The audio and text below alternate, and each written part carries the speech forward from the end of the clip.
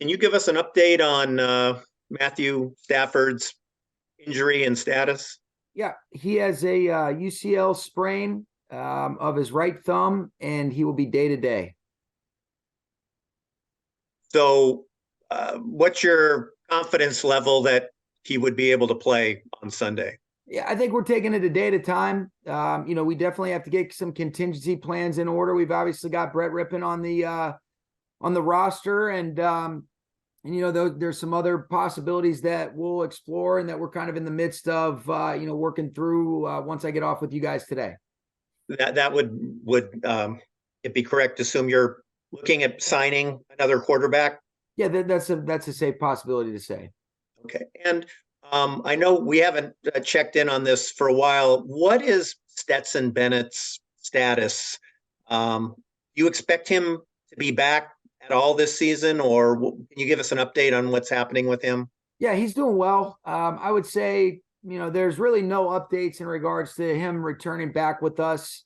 I'm not ready to say that he won't be back with us at all this year, but it's probably less likely than it is likely he would be. Thank you. You're welcome. Jordan. Hey, Sean.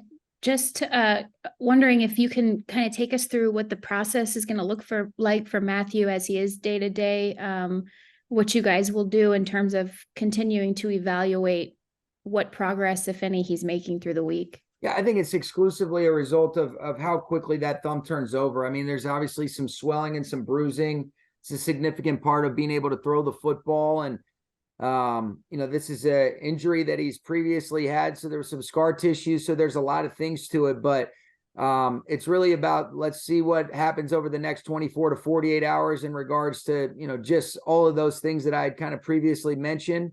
I think we'd be silly to not try to get our ducks in a row if he's not able to go and figure out, all right, with it, with Brett, what does that look like in addition to adding somebody to that quarterback room? And that's something that we've talked about even before this injury, but it seems especially pertinent this week given the uncertainty of Matthew's status.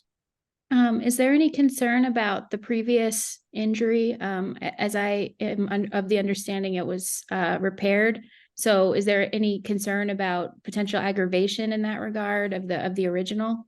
There's not. No, okay. They feel good about that. Okay. And then last question, just because things were moving so fast yesterday, not only in the game, but also post game, can you clarify when he hurt his thumb and kind of what the process was for him after that? Yeah, it was similar to what I had said. So he got it hit on a throw to the corner route to Puka Nacua when we were in the tight red area at the end of the first half. And then on the 2-point conversion that was failed, it ended up getting hit. They checked him. It was stable. He obviously got it hit, so it was bothering him there, but it wasn't something that restricted his ability to play. As you saw, he came out and he was, doing an excellent job. He led us right down the field on a touchdown drive. And then the play that actually, forced him to leave the game because it felt like there was potentially some instability in that thumb was on the 2-point conversion that he caught from 2-2 when he dove in. And if you watch the TV copy, you can kind of see the way that the thumb got caught on the turf, the way that the ball moved when he crossed the goal line. So that was the play that forced him to leave and not be able to return. Thank you. You're welcome. Adam. Yeah, Sean, I just, as you're trying to make the decision for whether or not he can go this week, how much do you weigh, the environment you're going to play in terms of the cold weather in Green Bay, and then having the bye week afterwards that could give him a chance to really make sure it heals before he gets back on the field? Oh yeah, we certainly wouldn't. All those things are consideration. What's the weather supposed to be like, Adam? In the 30s. Oh baby. Yeah. So yeah, no, all of those things are things that are absolutely of consideration for us. I think what you have to do, especially just given the uncertainty of it, let's get our ducks in a row. Let's figure out exactly what that looks like. And let's plan on, if we get him, that's a great thing, and we'll take it a day at a time. And just kind of what did you learn from last year's process in terms of getting a quarterback up to speed with the first team on the fly in between games?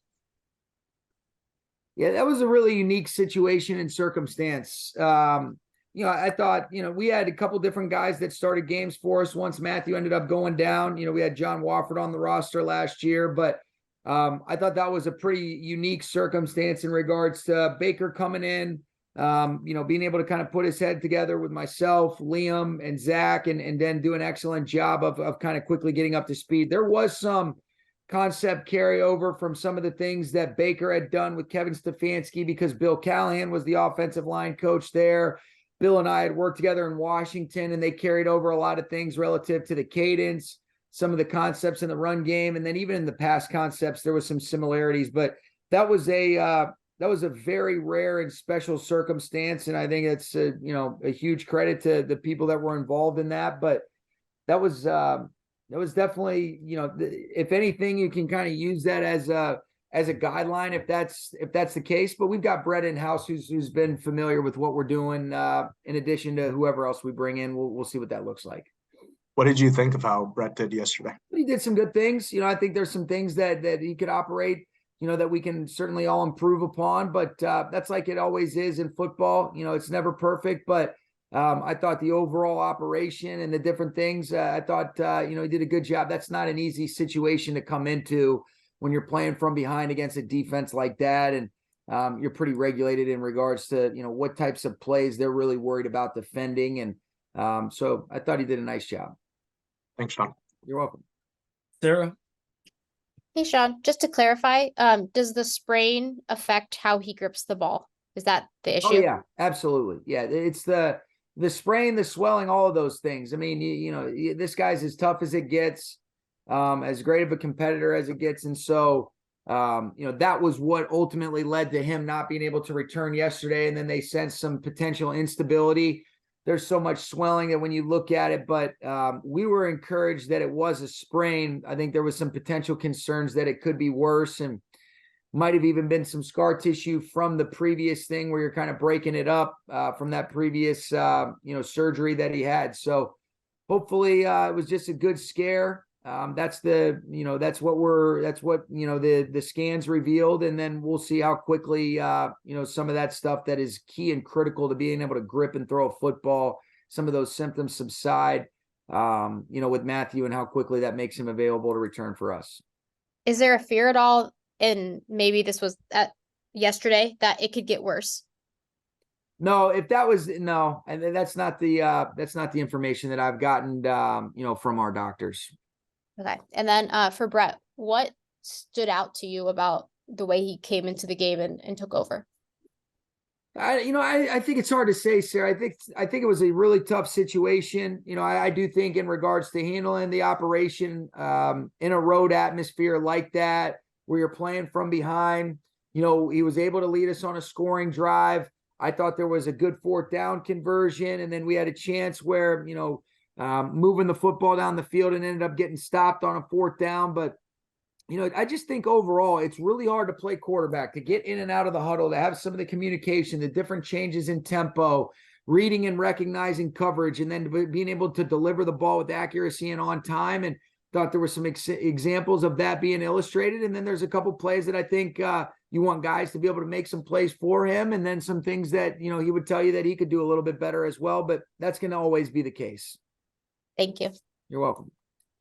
Greg?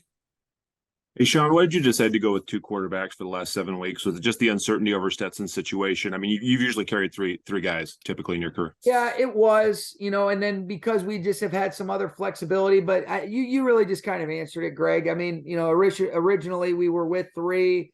It's kind of an unforeseen circumstance that led to us getting down to two. And then there's been a lot of conversation and dialogue in the background about potentially bringing a guy in, whether it be on the active roster or somebody on the practice squad. And it seems like there's always things that kind of come up each and every week that maybe take a little bit more precedent over that. But that was really what it boiled down to, kind of what you said early on. Okay. Can you give us the rest of the injury updates too? Kobe Durant, anybody else who picked up a neck? So Kobe Durant, he got a stinger in his neck. He'll probably be, just limited when we return on Wednesday, but he should be okay. We'll continue to monitor Rob Havenstein's calf. Obviously, he wasn't able to go He'll be day-to-day for us. Austin Trammell got his hip on one of his punt returns, but he should be okay. Puka had some knee swelling, but he's a competitor that the way the physical style of play that he has, we'll probably be smart with him on Wednesday. Ethan Evans got an ankle sprain on one of their punt returns. We'll see how he's doing. And everybody else is just kind of your typical bumps and bruises. Thank you. You're welcome. Stu. Hey, Sean, what have you seen from Brett in practice when he's been running the scout team, and how has that set him up to be prepared should he end up getting the call on Sunday?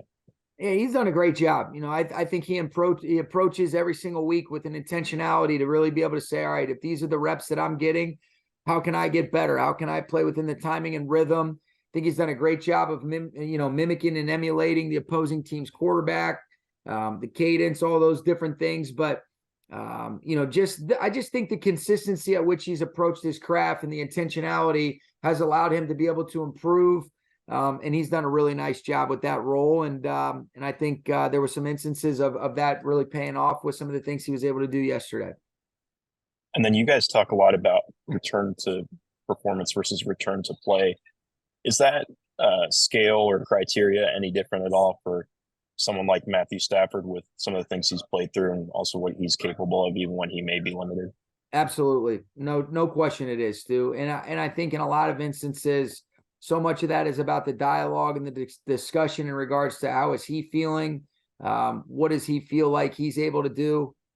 We would love to be able to have him available for us, but not at the expense of pushing it and making sure that you're not leaving him susceptible to anything unnecessary. And you want to make sure that, you're setting him up for success. But his feedback is key and critical, just like it has been with a lot of these veterans that are mature enough and experienced enough to be able to kind of communicate in a manner that's reflective of understanding all the layers that go into these types of decisions. Thank you. You're welcome. A real quick last one for Gary and Jordan. Okay. Sean, when you're looking possibly at bringing someone in, are you leaning towards someone you've worked with in the past? Or is that not necessarily a, criteria for you? Well, I think there's always, I think that's certainly something that is enticing. So, that those are always possibilities because I think the learning curve becomes a little bit steeper. And given some of the circumstances that surround this particular situation, yeah, that's a positive. I don't think that's necessarily a mandate. So we've talked about a handful of names already. Some of which fall under that criteria and some don't. So I definitely think that's a positive though, if that's the direction that we decide to go, but it doesn't mean that it's the only thing that matters. Thank you. You're welcome. Hey, Sean, when coaches talk about needing to rush off of Aaron Donald being, double, triple teamed at times, that's usually what we think about when we think about playing off of what Aaron Donald does to a team. What are some other, if you can think of any off the top, some other situations? I hearken to the third down that was elongated because he and Kobe switched pre-snap and then someone jumped on the line, but then the third down was converted. It turned into a 3rd and long, and it felt like that would maybe was an example of when Aaron creates something, how to capitalize off that opportunity. Yeah. I think it's understanding where your rush opportunities come based on a lot of the attention that he elicits. But then I think it's also, all right, if he creates a vertical seam from an inside position, in a lot of instances, that means, okay, now he's become the contained player. And then how does that rusher end up being able to play off of him? You want to keep the integrity of keeping those spots on a quarterback, not leaving openings for them to be able to step up and out or lose edges. And so I think it's really about being able to rush as one, whether that's 4 guys rushing, whether that's 5, being able to have that integrity, but with the get off and with the penetration that this guy can create immediately and some of the different things that we give him a leeway on based on what he's done, it's really important for those guys to be able to understand, okay, if this occurs, then what is the intent of where I fit in this rush pattern? relative to keeping the cup on the quarterback is another example of kind of what you're asking about.